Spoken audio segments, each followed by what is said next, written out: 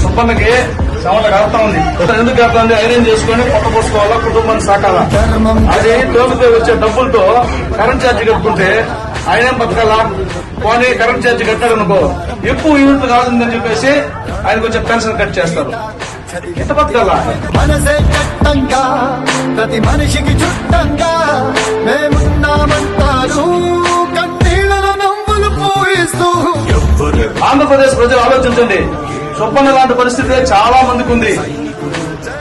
బతకాలంటే, గౌరవంగా బతకాలంటే అన్ని సౌకర్యాలు కావాలా, ప్రభుత్వం సౌకర్యం కల్పించేది కావాలా.